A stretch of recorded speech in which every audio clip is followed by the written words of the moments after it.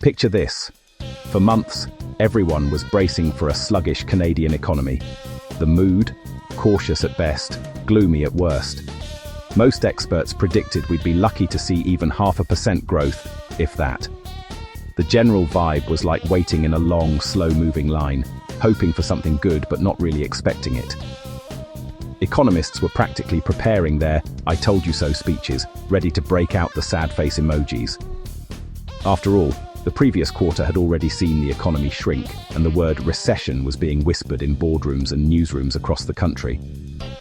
The mood was heavy, and nobody wanted to be the bearer of bad news, but it seemed inevitable. But then, out of nowhere, Canada's economy pulled off a jaw-dropping move. Instead of crawling forward, it surged ahead with a 2.6% annualized growth rate in Q3 2025. That's not just a little better than expected, it's a full-on fireworks moment, the kind of result that makes you double-check the numbers to make sure you're not dreaming.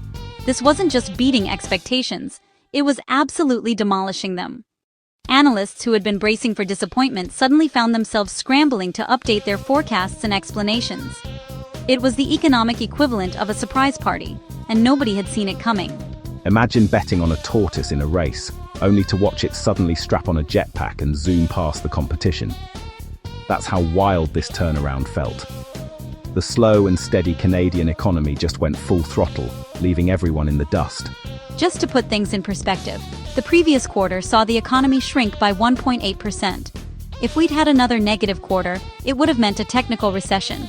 2 in a row is the official definition. The stakes were high and the pressure was on. But instead of sinking further, Canada pulled off a last-minute save. Think movie hero style, swooping in just before the credits roll. It was a dramatic reversal that had everyone talking. Suddenly, analysts everywhere had to swap their doom and gloom for party hats. The mood in financial circles flipped from anxious to ecstatic almost overnight. It was a rare moment of genuine surprise in a world that usually runs on careful predictions. So what's the secret sauce? Was it maple syrup magic, or is there something bigger at play here? Everyone's asking, how did Canada pull off this economic plot twist? The real answer is less about quirky Canadian stereotypes and more about the serious forces shaping the world economy. Global markets, government spending, and a few key sectors all played a role in this unexpected surge. Let's break down who the real MVPs were behind this growth, and figure out if this is just a lucky break or the start of a real comeback story for Canada's economy.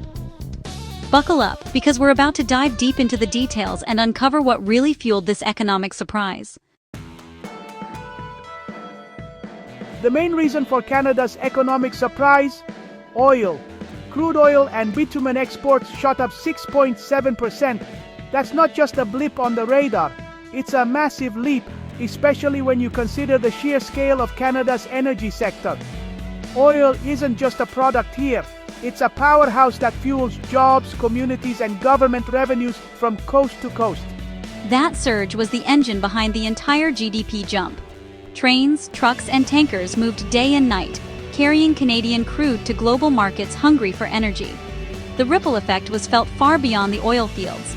Manufacturing, transportation, and even small businesses saw a boost. While the world talks green energy, oil is still Canada's kingmaker. When demand spikes, the whole country feels it. From Alberta's oil sands to refineries in the east, the industry's reach is everywhere.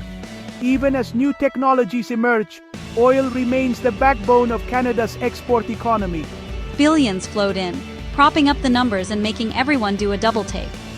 Suddenly, government budgets looked healthier, and investors took notice. The financial windfall was impossible to ignore, and it sent a wave of optimism through boardrooms and households alike. Why the sudden thirst for Canadian oil? Global supply issues, good timing, and Canada's stability. With other oil-producing regions facing turmoil, buyers turned to Canada for a reliable source.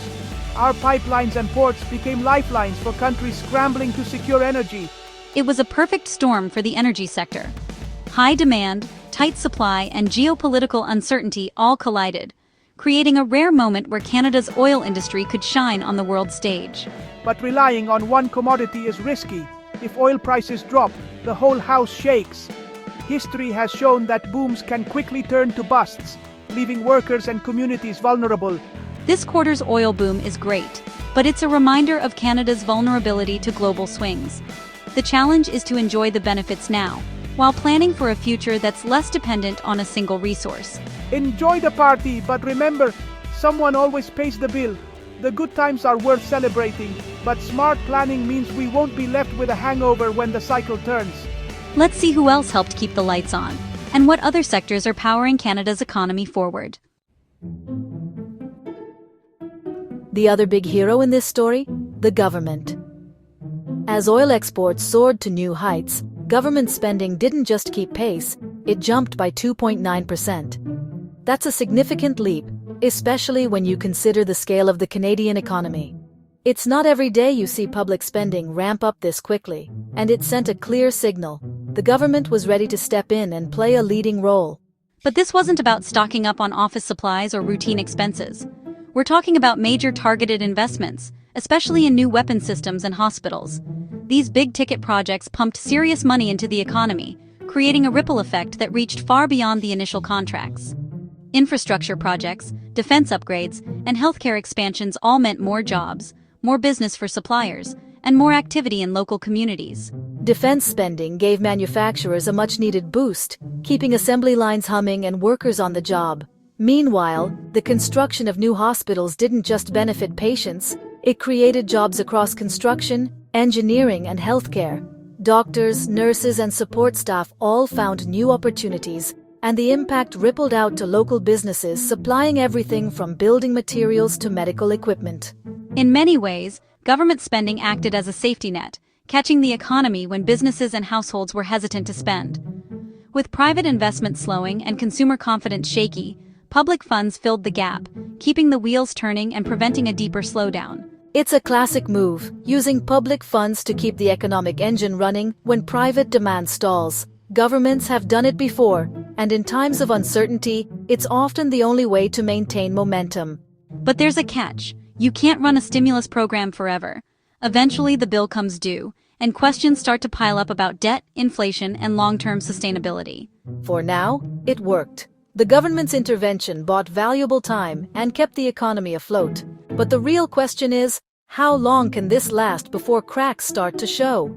This quarter, the government and the oil sector teamed up for a win. Their combined efforts delivered results when they were needed most. But is this approach sustainable in the long run? That's the real test. Can government spending and oil exports keep propping things up, or is a new strategy needed? To find out, we need to look beneath the surface. The headline numbers are impressive, but what's really going on underneath? Because not everything is as shiny as it seems. Sometimes, the real story is hidden just out of sight. So let's check under the hood and see what's really driving the numbers. Buckle up. The next part of the story might surprise you. The 2.6% growth is great, but the details are worrying. Before we celebrate, let's check the warning lights. That's a red flag. Business investment, flat, zero growth. When businesses stop investing, it means they're nervous about the future. Without it, the boost from oil and government spending won't last. Private investment is the real engine of long-term growth. Leaders are seeing risks the headline number hides: interest rates, weak demand, and trade disputes. New construction fell 0.8%. The housing market also stumbled. People are fixing up old homes instead of building new ones.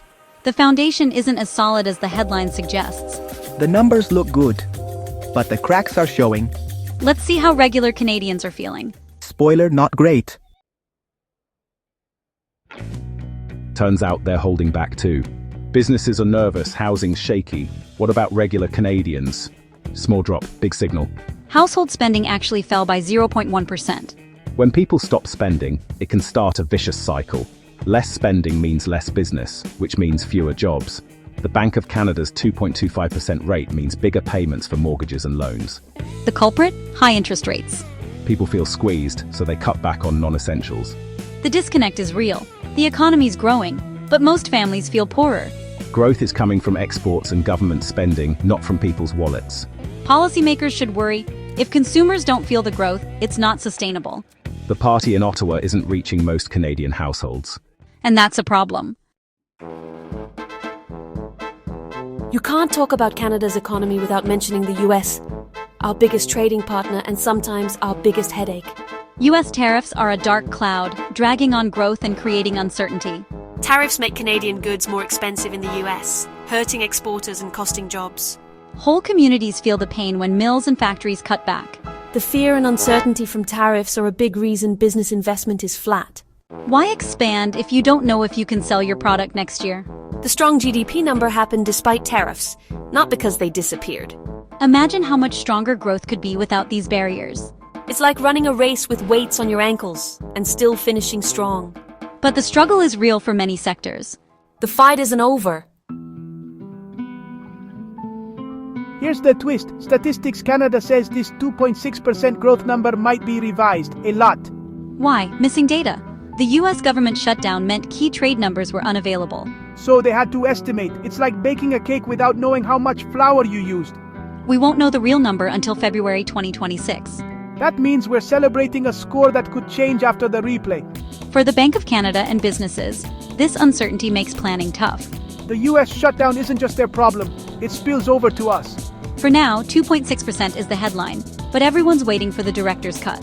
The real story might be better or worse. Until then, take the celebration with a grain of salt. Or maybe a whole shaker. Let's see what this means for interest rates. With all this, strong growth, weak spending, missing data, what's the Bank of Canada supposed to do? Before this report, a rate cut seemed likely. Now, not so much. It's hard to justify cutting rates when the economy looks strong on paper. Economists now say a December rate cut is almost off the table.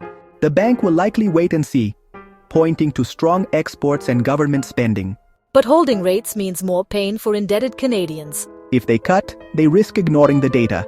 The market reacted fast. Canadian dollar up, bond yields up. This GDP report likely locks in current rates for months, even as many Canadians struggle. The disconnect between headlines and reality continues. So, what's next? The fourth quarter might be the awkward cleanup after the surprise party. StatsCan's early estimate for October shows a 0.3% GDP decline, a rough start to Q4. The sugar rush from oil and government spending may not last. High interest rates, US tariffs, and nervous consumers are still here. The big question, can oil and government spending keep propping things up? The outlook is foggy. Too many unknowns to predict confidently. Canada's story is now a tale of two economies, booming exports and government spending versus struggling households and businesses. The Q3 win doesn't solve the deeper problems. The challenge for 2026? Build a more balanced, resilient economy, one where everyone feels the growth. That's the real goal for the Great White North.